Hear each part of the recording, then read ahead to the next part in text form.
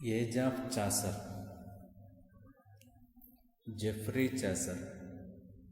Life of Geoffrey Chaucer.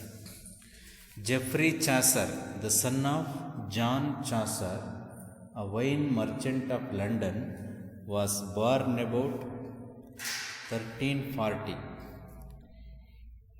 John Chaucer ಮಗ Geoffrey Chaucer 1340ರಲ್ಲಿ ಜನಿಸ್ತಾನೆ. ಈತನ ತಂದೆ ಜಾನ್ ಚಾಸರ್ ಒಬ್ಬ ವೈನ್ ಮರ್ಚೆಂಟ್ ಆಗಿದ್ದ, ಲಂಡನ್ನಲ್ಲಿ ಒಬ್ಬ ವೈನ್ ಮರ್ಚೆಂಟ್ ಆಗಿದ್ದ.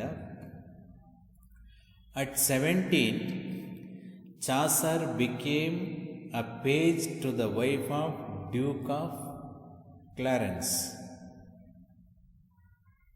ಕ್ಲಾರೆನ್ಸ್ನ ಡ್ಯೂಕ್ ಇದ್ನಲ್ಲ, ಅವನ ಹೆಂಡತಿಗೆ ಪೇಜ್ ಆಗಿ ಸೇರ್ಕೊಳ್ತಾನೆ ಚಾಸರು 17ನೇ ವಯಸ್ಸಿನಲ್ಲಿ. ಪೇಜ್ ಮೀನ್ಸ್ ಸರ್ವೆಂಟ್ ಆಗಿ ಸೇರ್ಕೊಳ್ತಾನೆ. ಅಂದರೆ ಡ್ಯೂಕ್ ಆಫ್ ಚಾಸರ್ನ ಹೆಂಡತಿಯ ಹತ್ತಿರ ಇವನು ಪೇಜ್ ಆಗಿ ಸೇರ್ಕೊಳ್ತಾನೆ. 2 years later he went to the French wars where he was taken prisoner and was ransomed by the king himself. 2 ವರ್ಷಗಳ ನಂತರ ಈತ ಫ್ರೆಂಚ್ ಯುದ್ಧಕ್ಕೆ ಹೋಗ್ತಾನೆ. ಅಲ್ಲಿ ಯುದ್ಧ ಕೈದಿಯಾಗಿ ಸೆರೆ ಹಿಡಿಯಲ್ಪಡ್ತಾನೆ. ಈತನನ್ನು ರಾಜ ತನ್ನ ಬಳಿ ಸೇವೆಗೆ ಇಟ್ಕೊಳ್ತಾನೆ. After his return he was appointed valet of the king's chamber. ಅಲ್ಲಿಂದ ಬಂದ ನಂತರ ಕಿಂಗ್ಸ್ ಚೇಂಬರ್ನಲ್ಲಿ ವ್ಯಾಲೆಟ್ ಆಗಿ ನೇಮಕ ಆಗ್ತಾನೆ. When he was 30 he was employed on diplomatic missions to France and Italy. ಈತ 30 ವರ್ಷ ಆಗಿದ್ದಾಗ ಫ್ರಾನ್ಸ್ ಮತ್ತು ಇಟಲಿ ದೇಶಗಳಿಗೆ ರಾಯಭಾರಿಯಾಗಿ ಹೋಗ್ತಾನೆ. About this time he was a member of parliament for Kent and also held the office of controller of customs in the port of London. ಇದೇ ಸಮಯದಲ್ಲಿ ಇವನು ಕೆಂಟ್ ಪ್ರಾಂತ್ಯಕ್ಕೆ ಪಾರ್ಲಿಮೆಂಟ್ ಮೆಂಬರ್ ಆಗ್ತಾನೆ. ಜೊತೆಗೆ ಪೋರ್ಟ್ ಆಫ್ ಲಂಡನ್ನಲ್ಲಿ ಕಂಟ್ರೋಲರ್ ಆಫ್ ಕಸ್ಟಮ್ಸ್ ಆಗಿ ಕೆಲಸ ಮಾಡ್ತಾನೆ. In addition he was granted a pension and was prosperous throughout life. ಇದ್ರ ಜೊತೆಗೆ ಇವನಿಗೆ ಪಿಂಚಣಿ ಸಿಗ್ತದೆ. ಅವನ ಉಳಿದ ಜೀವನದಲ್ಲಿ ಅವನು ಅನುಕೂಲಸ್ಥನಾಗಿ ಬದುಕ್ತಾನೆ. He died in 1400 and was buried in Westminster abbey. ಇವನು 1400ರಲ್ಲಿ ಮರಣ ಹೊಂದಿ ಅಲ್ಲಿ ವೆಸ್ಟ್ ಮಿನ್ಸ್ಟರ್ ಅಬೇನಲ್ಲಿ ಇವನನ್ನು ಸಮಾಧಿ ಮಾಡ್ತಾರೆ.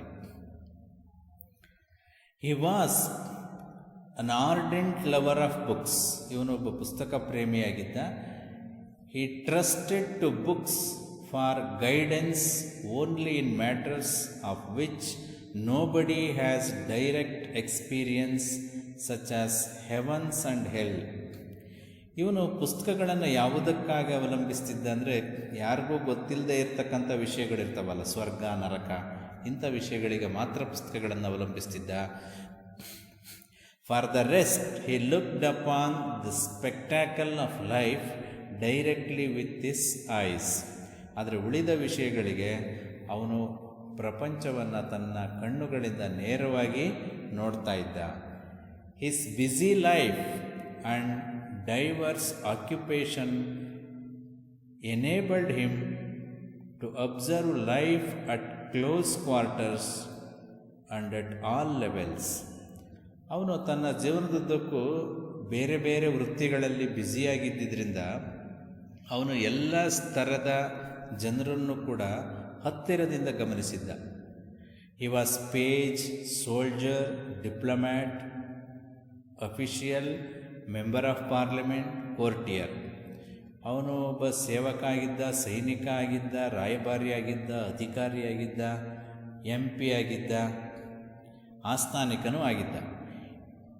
He had thus opportunities for observation by coming into contact with all sorts of men from royalty to rogues. ಹೀಗೆ ಅವನು ರಾಜನ ಆಸ್ಥಾನಿಕರಿಂದ ಹಿಡಿದು ಒಬ್ಬ ಕಳ್ಳನವರೆಗೂ ಎಲ್ಲ ರೀತಿಯ ಜನರ ಸಂಪರ್ಕಕ್ಕೂ ಬಂದಿದ್ದ. He had traveled in France and Italy, which must have enriched his experience. ಅವನು ಫ್ರಾನ್ಸ್ ಮತ್ತು ಇಟಲಿ ದೇಶವನ್ನು ಪ್ರವಾಸ ಮಾಡಿದ್ದು ಅವನ ಅನುಭವವನ್ನು ಶ್ರೀಮಂತಗೊಳಿಸಿತು. ವರ್ಕ್ಸ್, ಕೃತಿಗಳು. Chaucer's works are divided into 3 periods. ಚಾಸರನ ಕೃತಿಗಳನ್ನು ನಾವು 3 ಅವಧಿಗಳಲ್ಲಿ ವಿಭಾಗಿಸ್ತೀವಿ: ಫ್ರೆಂಚ್, ಇಟಾಲಿಯನ್ ಆ್ಯಂಡ್ ಇಂಗ್ಲಿಷ್. ಅಂದರೆ ಯಾವ್ಯಾವ ಹಂತದಲ್ಲಿ ಅವನು ಯಾವ್ಯಾವ ಭಾಷೆಯ ಪ್ರಭಾವಕ್ಕೊಳಗಾಗಿದ್ದ ಅನ್ನೋದ್ರ ಮೇಲೆ ಈ 3 ವಿಭಾಗಗಳನ್ನಾಗಿ ವಿಂಗಡಿಸ್ತೇವೆ. In the French period he wrote Romaunt of the Rose, the Book of the Duchess, the Parliament of Fowls and a few minor poems, mostly lyrics. ಅವನು ಫ್ರೆಂಚ್ ಪೀರಿಯಡ್ನಲ್ಲಿ Romaunt of the rose, the book of the duchess, the parliament of fowls ಮತ್ತು ಇನ್ನೂ ಕೆಲವು ಸಣ್ಣ ಪದ್ಯಗಳನ್ನು ಬರೀತಾನೆ, ಕೆಲವು ಭಾವಗೀತೆಗಳನ್ನು. In the Italian period he wrote Troilus and Cressida,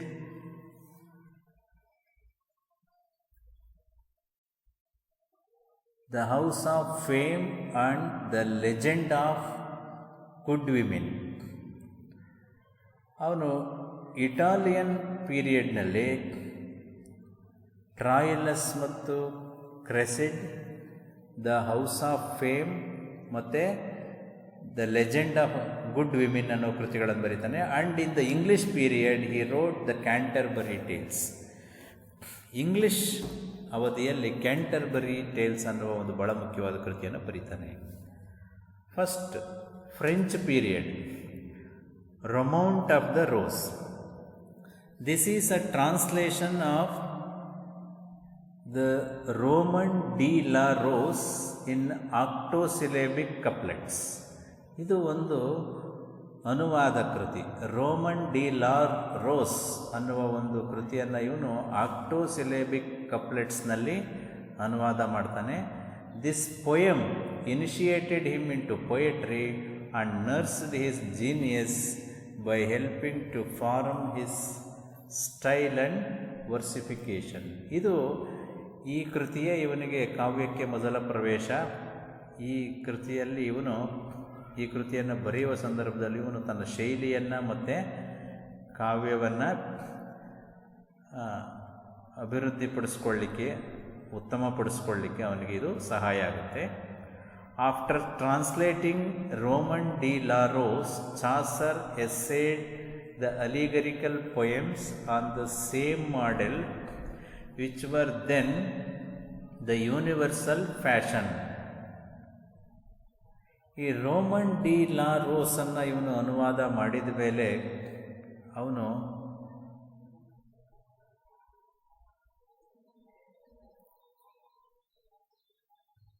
ಕೆಲವು ಅಲಿಗರಿಕಲ್ ಪೊಯಮ್ಸನ್ನು ಬರಿತಾನೆ. ಅಲಿಗರಿ ಅಂದರೆ ಅವನು ಬರಿತಾ ಇದ್ದಂಥ ಕಾವ್ಯದಲ್ಲಿ ಬರ್ತಕ್ಕಂಥ ಪಾತ್ರಗಳನ್ನು ಇನ್ಯಾವುದೋ ಪಾತ್ರಗಳಿಗೆ ಕನೆಕ್ಟ್ ಮಾಡೋದು, ಲಿಂಕ್ ಮಾಡೋದು. ಈ followed the stock formula of the dream allegory for many years. ಅವನು ಅನೇಕ ವರ್ಷಗಳಿಗೆ ಕಾಲ ಡ್ರೀಮ್ ಅಲಿಗರಿ ಎನ್ನುವ ಒಂದು ಸೂತ್ರವನ್ನು ಬಳಸ್ತಾನೆ. ಡ್ರೀಮ್ ಅಲಿಗರಿ ಅಂದರೆ ಕನಸನ್ನು ಇಟ್ಕೊಂಡು ಕಾವ್ಯವನ್ನು ರಚನೆ ಮಾಡ್ತಾನೆ, ಕನಸನ್ನು ತರ್ತಾನೆ ತನ್ನ ಕಾವ್ಯದಲ್ಲಿ. Book of the duchess. The first allegorical poem is the book of the duchess, an elegy written on the death of duchess of Lancaster. ಇವರು ಬರೆದ ಮೊದಲ ಅಲಿಗರಿಕಲ್ ಪೊಯಮ್ ಯಾವುದಪ್ಪ ಅಂದರೆ ಬುಕ್ ಆಫ್ ದ ಡಚಸ್. ಇದು ಲಂಕಾಸ್ಟರ್ನ ಡಚಸ್ ಅಂದರೆ ರಾಣಿ, ಲಂಕಾಸ್ಟರ್ ಅನ್ನೋ ಪ್ರಾಂತ್ಯದ ರಾಣಿ ಸತ್ತಾಗ ಒಂದು ಎಲಿಜಿಯನ್ನು ಬರೀತಾನೆ. ಎಲಿಜಿ ಅಂದರೆ ಒಂದು ಶೋಕ ಕಾವ್ಯ. ಅದೇನೇ ಈ book of the duchess. It is in octosyllabic couplets and expresses the husband's grief and sings the praises of the duchess. ಇದು ಕೂಡ ಆಕ್ಟೋಸಿಲೇಬಿಕ್ ಕಪ್ಲೆಟ್ಸಲ್ಲಿ ರಚನೆಯಾಗಿದೆ. ಇದರಲ್ಲಿ ಆ ರಾಣಿಯ ಗಂಡನ ದುಃಖ ಮತ್ತು ಆ ರಾಣಿಯ ಹೊಗಳಿಕೆ ಬರ್ತದೆ. Parliament of fowls. The second of the allegorical poems is the parliament of fowls. ಇವನು ಬರೆದಂಥ ಎರಡನೆಯ ಅಲಿಗರಿಕಲ್ ಪೊಯಮ್ ಅಂದರೆ parliament of fowls. Nature has called a grand parliament of birds to celebrate Saint Valentine's Day by choosing their mates. ಪ್ರಕೃತಿ ದೇವಿ ಎಲ್ಲ ಪಕ್ಷಿಗಳ ಒಂದು ಸಭೆಯನ್ನು ಕರೀತಾಳೆ. ಯಾವ ದಿನ ಅಂದರೆ ಈ ಸೈಂಟ್ ವ್ಯಾಲೆಂಟೈನ್ಸ್ ಡೇ ದಿನ, ಅಂದರೆ ಫೆಬ್ರವರಿ 14ನೇ ತಾರೀಕು. ನಿಮ್ಮ ಸಂಗಾತಿಗಳನ್ನು ಆಯ್ಕೆ ಮಾಡಿ ಅಂತ ಕರೀತಾಳೆ. The birds make speeches in the country love fashion, some defending constancy, others advocating free love. ಇಲ್ಲಿ ಪಕ್ಷಿಗಳು ಭಾಷಣ ಮಾಡ್ತವೆ. ಕೆಲವು ಪಕ್ಷಿಗಳು ಮುಕ್ತ ಪ್ರೇಮದ ಬಗ್ಗೆ ಮಾತಾಡಿದರೆ, ಇನ್ನು ಕೆಲವು ಪಕ್ಷಿಗಳು ಪ್ರೇಮ ಅನ್ನೋದು ಒಬ್ಬರಿಗೆ ಮೀಸಲಾಗಿರಬೇಕು ಅನ್ನೋ ಅರ್ಥದಲ್ಲಿ ಮಾತಾಡ್ತವೆ. The poem is in the 7-line stanza, also called rhyme royal form. ಈ ಕಾವ್ಯ ರೈಮ್ ರಾಯಲ್ ಅನ್ನುವ ಫಾರಮ್ನಲ್ಲಿದೆ. ಇದರಲ್ಲಿ ಬರ್ತಕ್ಕಂಥ ಸ್ಟ್ಯಾನ್ಸಾದಲ್ಲಿ 7 lines ಇರ್ತದೆ. ಒಂದು ಸ್ಟ್ಯಾನ್ಸಾದಲ್ಲಿ 7 lines ಇರ್ತದೆ. ಅದನ್ನು ರೈಮ್ ರಾಯಲ್ ಅಂತ ಕರಿತೀವಿ. ಆ ಒಂದು ಛಂದಸ್ಸನ್ನು ಇಟ್ಕೊಂಡು ಬರೀತಾನೆ. The line is decasyllabic and the rhyme scheme ABBCC. ಇಲ್ಲಿ ಡೆಕಾಸಿಲೇಬಿಕ್ ಅನ್ನುವ ಲೈನ್ಸ್ ಬರ್ತವೆ. ಮತ್ತು ರೈಮ್ ಸ್ಕೀಮ್ ಹೇಗಿರುತ್ತೆ ಅಂದರೆ ABBCC ಅನ್ನೋ ರೀತಿಯಲ್ಲಿ ರೈಮ್ ಸ್ಕೀಮು ಬರ್ತದೆ. Italian period. After his visit to Italy in 1372, Chaucer produced poems which bear evidence of Italian influence, that of Dante, Petrarch and Boccaccio. ಅವನು 1372ರಲ್ಲಿ ಇಟಲಿಗೆ ಹೋಗಿ ಬಂದ ನಂತರ ಅವನು ಆ ಇಟಾಲಿಯನ್ ಕವಿಗಳಾದಂಥ ಡಾಂಟೆ, ಪೆಟ್ರಾರ್ಕ್ ಮತ್ತು ಬೊಕಾಶಿಯೋ ಈ ಕವಿಗಳ ಪ್ರಭಾವದಿಂದ ಕಾವ್ಯಗಳನ್ನು ರಚಿಸ್ತಾನೆ. House of fame. It is of the dream allegory variety in octosyllables and a mixture of scientific learning, satire, humour and shrewd criticism of life. ಈ ಹೌಸ್ ಆಫ್ ಫೇಮ್ ಅನ್ನುವ ಪದ್ಯ ಏನಿದೆ, ಇದು ಒಂದು ಡ್ರೀಮ್ ಅಲಿಗರಿ. ಇದು ಆಕ್ಟೋಸಿಲೇಬಲ್ಸ್ನಲ್ಲಿ ಬರೀತಾನೆ. ಇದರಲ್ಲಿ ವೈಜ್ಞಾನಿಕ ವಿಷಯಗಳು, ವಿಡಂಬನೆ, ಹಾಸ್ಯ ಮತ್ತು ಜೀವನದ ವಿಮರ್ಶೆ ಕಂಡುಬರ್ತದೆ. Troilus and Cressid. It is written in rhyme royal stanza and is the longest single poem of Chaucer's. Though Chaucer borrowed the plot of Troilus from Boccaccio, his treatment of it is free both in conception of character and in sentiment. This poem is written in rhyme royal stanza. ಇದು ರೈಮ್ ರಾಯಲ್ ಸ್ಟ್ಯಾನ್ಸಾದಲ್ಲಿ ಬರೆದಿರುವಂಥದ್ದು. It is the longest single poem of Chaucer. Chaucer ಬರೆದಿರ್ತಕ್ಕಂಥ ಒಂದು ದೀರ್ಘಕಾವ್ಯ. Though Chaucer borrowed the plot of Troilus from Boccaccio, his treatment of it is free from both in conception of character and in sentiment. ಇವನು ಈ ಟ್ರಾಯಿಲಸ್ನ ಕಥೆಯನ್ನು ಬೊಕಾಶಿಯೋ ಅನ್ನುವ ಕವಿಯಿಂದ ತಗೊಂಡಿದ್ದರೂ ಕೂಡ ಅವನು ಪಾತ್ರ ಚಿತ್ರಣವನ್ನು ತನ್ನದೇ ಆದ ರೀತಿಯಲ್ಲಿ ಸ್ವತಂತ್ರವಾಗಿ ನಿರ್ವಹಿಸಿದ್ದಾನೆ. ಬೊಕಾಶಿಯೋಗಿಂತ ಭಿನ್ನವಾಗಿ ಪಾತ್ರ ಚಿತ್ರಣವನ್ನು ಇಲ್ಲಿ ತಂದಿದ್ದಾನೆ. Legend of good women, another poem written under Italian influence is the legend of good women. ಈ ಇಟಾಲಿಯನ್ ಪ್ರಭಾವದಿಂದ ಬರೆದಂಥ ಇನ್ನೊಂದು ಕಾವ್ಯ ಅಂದರೆ legend of good women. The poem remains unfinished. ಈ ಕಾವ್ಯವನ್ನು ಅವನು ಪೂರ್ತಿ ಮಾಡಿಲ್ಲ, ಅರ್ಧಕ್ಕೆ ನಿಲ್ಲಿಸಿದ್ದಾನೆ. The chief interest of the poem is that it is Chaucer's first experiment in the heroic couplet in which he was to write the Canterbury Tales. ಈ ಪದ್ಯದ ಪ್ರಮುಖ ಆಕರ್ಷಣೆ ಅಂದರೆ ಅವನೇನು ಮುಂದೆ ಕ್ಯಾಂಟರ್ಬರಿ ಟೇಲ್ಸ್ ಅಂತ ಒಂದು ಕಾವ್ಯವನ್ನು ಬರೀತಾನೆ, ಅದರಲ್ಲಿ ಏನು ಹೀರೋಯಿಕ್ ಕಪ್ಲೆಟನ್ನು ಬಳಸ್ತಾನೆ, ಆ ಹೀರೋಯಿಕ್ ಕಪ್ಲೆಟ್ನ ಇಲ್ಲಿ ಮೊದಲ ಬಾರಿಗೆ ಪ್ರಯೋಗ ಮಾಡ್ತಾನೆ ಲೆಜೆಂಡ್ ಆಫ್ ಗುಡ್ ವಿಮೆನ್ ಅನ್ನೋ ಒಂದು ಪದ್ಯದಲ್ಲಿ. ಹೀರೋಯಿಕ್ ಕಪ್ಲೆಟ್ ಅನ್ನೋದು ಒಂದು ಛಂದಸ್ಸು. English period, the Canterbury tales. The Canterbury tales were Chaucer's greatest work. Canterbury tales ಇದೆಯಲ್ಲ, ಇದು ಚಾಸರ್ ಬರೆದಂಥ ಗ್ರೇಟೆಸ್ಟ್ ವರ್ಕ್ ಇದು. They were not only his latest and maturest but also his longest work. ಇವನು ಬರೆದಂಥ ಅತ್ಯಂತ ತಡವಾಗಿ ಬರೆದಂಥ ಕಾವ್ಯ ಮತ್ತು ಅತ್ಯಂತ ಮೆಚೂರೆಸ್ಟ್ ಪೊಯಮ್ ಇದು. ಅಂದರೆ ಪ್ರಬುದ್ಧವಾಗಿ ಬರೆದಂಥ ಕಾವ್ಯ ಅಷ್ಟೇ ಅಲ್ಲ, ಇದು ಅತ್ಯಂತ ದೀರ್ಘವಾದ ಕಾವ್ಯ ಕೂಡ ಹೌದು. As we read the tales we are struck by the clarity, the simplicity and the precision of his style. ನಾವು ಓದ್ತಾ ಹೋದಂತೆ ಆ ಕಥೆಗಳು ಎಷ್ಟು ಸ್ಪಷ್ಟವಾಗಿವೆ, ಎಷ್ಟು ಸರಳವಾಗಿವೆ, ಎಷ್ಟು ನಿಖರವಾಗಿವೆ ಅನ್ನೋದು ನಮಗೆ ಗೊತ್ತಾಗ್ತಾ ಹೋಗ್ತದೆ.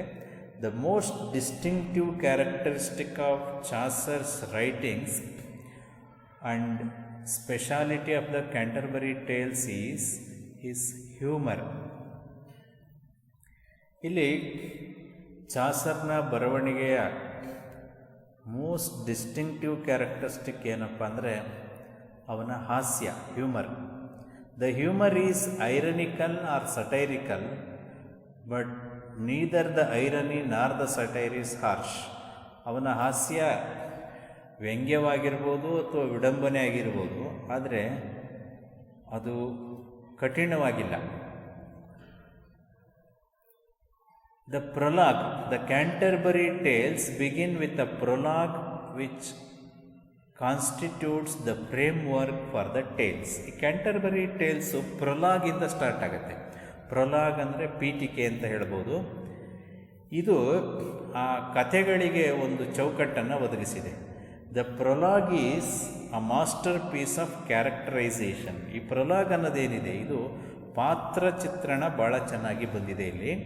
It is a picture gallery depicting the contemporary society of England in all its variety and color.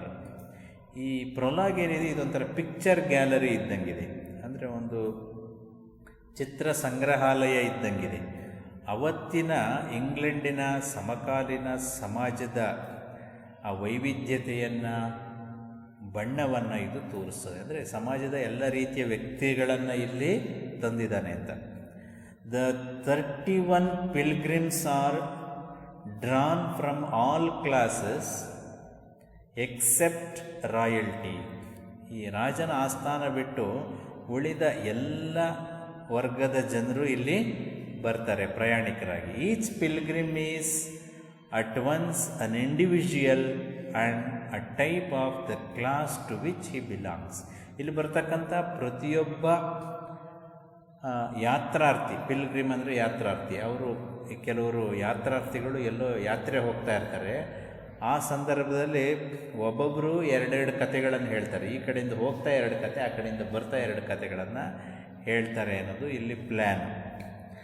ಇಲ್ಲಿ ಬರ್ತಕ್ಕಂಥ ಏನು ಯಾತ್ರಾರ್ಥಿಗಳಿದ್ದಾರಲ್ಲ, ಎಲ್ಲ ವರ್ಗದ ಯಾತ್ರಾರ್ಥಿಗಳು ಇಲ್ಲಿ ಬರ್ತಾರೆ. ಅಲ್ಲಿ ಪ್ರತಿಯೊಬ್ಬನೂ ಕೂಡ ತಾನು ವೈಯಕ್ತಿಕವಾಗಿ ಕಂಡು ಬರ್ತಾನೆ ಮತ್ತು ತನ್ನ ವರ್ಗವನ್ನು ಪ್ರತಿನಿಧಿಸ್ತಾನೆ. ಅಂದರೆ ಇಲ್ಲಿ ಒಬ್ಬ ಪಾದ್ರಿ ಬರ್ತಾನೆ, ಅಥವಾ ಒಬ್ಬ ಮಿಲ್ಲರ್ ಬರ್ತಾನೆ, ಹೀಗೆ ಬೇರೆ ಬೇರೆ ವರ್ಗದವ್ರು ಬರ್ತಾರೆ. ಅವನು ಮಿಲ್ಲರು ಒಬ್ಬ ವ್ಯಕ್ತಿಯಾಗೂ ಇಲ್ಲಿ ಕಂಡು ಬರ್ತಾನೆ. ಮತ್ತು ಮಿಲ್ಲರ್ಗಳು, ಎಲ್ಲ ಮಿಲ್ಲರ್ಗಳು ಹೇಗಿರ್ತಾರೆ ಇದ್ರು ಅಂತ ಆ ಮಿಲ್ಲರ್ ವರ್ಗವನ್ನು ಕೂಡ ಅವನು ಪ್ರತಿನಿಧಿಸುವಂಥವನಾಗಿರ್ತಾನೆ. There are in all 24 tales, of which 2 are in prose and the rest in verse. ಇಲ್ಲಿ 24 ಕಥೆಗಳು ಬರ್ತವೆ. ಅದರಲ್ಲಿ 2 ಮಾತ್ರ ಗದ್ಯದಲ್ಲಿದೆ, ಉಳಿದ 22 ಪದ್ಯದಲ್ಲಿದೆ. The tales are of varying lengths, the longest being the Knight's Tale, the shortest the Cook's. ಇಲ್ಲಿ ಕಥೆಗಳನ್ನು ಅವ್ರೇನು ಹೇಳ್ತಾರಲ್ಲ ಯಾತ್ರಾರ್ಥಿಗಳು, ಅದರಲ್ಲಿ ದೊಡ್ಡ ಕಥೆ ಯಾವುದಂದರೆ ನೈಟ್ ಹೇಳುವಂಥ ಕತೆ. ನೈಟ್ ಅಂದರೆ ಈ ರಾಜನ ಹತ್ತಿರ ಒಬ್ಬ ಸರದಾರ, ನಾವೇನು ಸೈನ್ಯಾಧಿಪತಿ ಅಂತೆಲ್ಲ ಹೇಳ್ತೀವಲ್ಲ, ಆ ರೀತಿಯಲ್ಲಿ ನೈಟ್ ಪದವಿ ಅಂತ ಇರ್ತಾಯಿತ್ತು ಇಂಗ್ಲೆಂಡಲ್ಲಿ, ರಾಜನ ಆಸ್ಥಾನದಲ್ಲಿ. ಹಾಗೆ ನೈಟ್ ಆಗಿದ್ದವನು ಒಬ್ಬ ಬಂದಿರ್ತಾನೆ. ಅವನು ಹೇಳಿದ ಕತೆ ದೊಡ್ಡ ಕತೆ. ಅತ್ಯಂತ ಚಿಕ್ಕ ಕತೆ ಅಂದರೆ ದ ಕುಕ್ಸ್. ಕುಕ್ ಅಂದರೆ ಅಡಿಗೆಯವನು ಹೇಳಿದ ಕತೆ ಇದೆಯಲ್ಲ, ಅದು ಭಾಳ ಚಿಕ್ಕದು. ಹೀಗೆ ಒಂದೊಂದು ಕತೆ ಒಂದೊಂದು ಸೈಜ್ ಇದೆ. They are drawn from all sources, both literary and popular. ಈ ಕತೆಗಳನ್ನು ಇಲ್ಲಿ ಚಾಸರ್ ಬೇರೆ ಬೇರೆ ಮೂಲಗಳಿಂದ ತಗೊಂಡಿದ್ದಾನೆ. Literary and popular. ಲಿಟ್ರರಿ ಅಂದರೆ ಸಾಹಿತ್ಯದಿಂದ ತೊಗೊಂಡಿದ್ದಾನೆ, ಸಾಹಿತ್ಯದಿಂದ ಅಂದರೆ ಬೇರೆ ಬೇರೆ ಸಾಹಿತ್ಯ ಕೃತಿಗಳಿಂದ ತೊಗೊಂಡಿದ್ದಾನೆ. ಆ್ಯಂಡ್ ಪಾಪ್ಯುಲರ್ ಅಂದರೆ ಜನ ಹೇಳ್ತಕ್ಕಂಥ ಕಥೆಗಳನ್ನು ಕೂಡ, ಜನಪದ ಕಥೆಗಳನ್ನು ಕೂಡ ತೊಗೊಂಡಿರ್ತಾನೆ. The tales may be grouped into 2 broad divisions, serious and humorous. ಇಲ್ಲಿ ಈ ಕಥೆಗಳನ್ನು 2 ಭಾಗಗಳನ್ನಾಗಿ ವಿಂಗಡಿಸ್ಬೋದು, ಸೀರಿಯಸ್ ಮತ್ತು ಹ್ಯೂಮರಸ್, ಗಂಭೀರವಾದ ಕಥೆಗಳು ಮತ್ತು ಹಾಸ್ಯದಿಂದ ಕೂಡಿದ ಕಥೆಗಳು. 20 ಸೀರಿಯಸ್, 4 ಹ್ಯೂಮರಸ್. ಅದರಲ್ಲಿ 20 ಕಥೆಗಳು ಗಂಭೀರವಾದಂಥವು, 4 ಕಥೆಗಳು ಹಾಸ್ಯದಿಂದ ಕೂಡಿದಂಥವು. Conclusion: Chaucer wrote in 3 principal metres. Chaucer ಮುಖ್ಯವಾಗಿ 3 ಛಂದಸ್ಸನ್ನು ಬಳಸ್ತಾನೆ. The heroic couplet, the octosyllabic couplet and the rhyme royal stanza. ಯಾವ್ಯಾವುದು 3 ಅಂದರೆ, ಒಂದು ಆಕ್ಟೋಸಿಲೇಬಿಕ್ ಕಪ್ಲೆಟು, ಇನ್ನೊಂದು ರೈಮ್ ರಾಯಲ್ ಸ್ಟ್ಯಾನ್ಸಾ, ಅದರಲ್ಲಿ 7 ಲೈನ್ಸ್ ಬರುತ್ತೆ, ಇನ್ನೊಂದು ಹೀರೋಯಿಕ್ ಕಪ್ಲೆಟ್. ಹೀರೋಯಿಕ್ ಕಪ್ಲೆಟ್, ಆಕ್ಟೋಸಿಲೇಬಿಕ್ ಕಪ್ಲೆಟ್ ಮತ್ತು ರೈಮ್ ರಾಯಲ್ ಸ್ಟ್ಯಾನ್ಸಾ ಅಂತ 3 ರೀತಿಯ ಮೀಟರನ್ನು ಛಂದಸ್ಸನ್ನು ಬಳಸ್ತಾನೆ. By choosing right subject, right language and right metre, Chaucer put English literature in the road to modernity. ಸರಿಯಾದ ವಿಷಯ, ಸರಿಯಾದ ಭಾಷೆ ಮತ್ತು ಸರಿಯಾದ ಛಂದಸ್ಸನ್ನು ಬಳಸುವ ಮೂಲಕ ಚಾಸರ್ ಇಂಗ್ಲಿಷ್ ಸಾಹಿತ್ಯವನ್ನು ಆಧುನಿಕತೆಯ ದಾರಿಯಲ್ಲಿ ತಂದು ನಿಲ್ಲಿಸ್ತಾನೆ. ಈ ಚಾಸರ್ಗಿಂತ ಹಿಂದೆನೂ ಕೆಲವರು ಕವಿಗಳಿದ್ದರು, ಅವರು ಯಾರೂ ಅಷ್ಟು ಪ್ರಮುಖವಾದ ಕವಿಗಳಲ್ಲ. ಯಾಕೆ ಚಾಸರ್ ಪ್ರಮುಖ ಕವಿ ಆಗ್ತಾನೆ ಅಂದರೆ ಈ ಕಾರಣಕ್ಕಾಗಿ. ಅವನು ಸರಿಯಾದ ವಿಷಯವನ್ನು ತಗೊತಾನೆ, ಸರಿಯಾದ ಭಾಷೆಯನ್ನು ಬಳಸ್ತಾನೆ ಮತ್ತು ಸರಿಯಾದ ಛಂದಸ್ಸನ್ನು ಬಳಸ್ತಾನೆ. He well deserves the title of father of English poetry. ಹಾಗಾಗಿ ಇವನು ಫಾದರ್ ಆಫ್ ಇಂಗ್ಲಿಷ್ ಪೊಯೆಟ್ರಿ ಎನ್ನುವ ಬಿರುದಿಗೆ ಅರ್ಹನಾಗಿದ್ದಾನೆ. ಅಂದರೆ ಚಾಸರ್ನ ನಾವು ಫಾದರ್ ಆಫ್ ಇಂಗ್ಲಿಷ್ ಪೊಯೆಟ್ರಿ ಅಂತ ಹೇಳ್ತೀವಿ.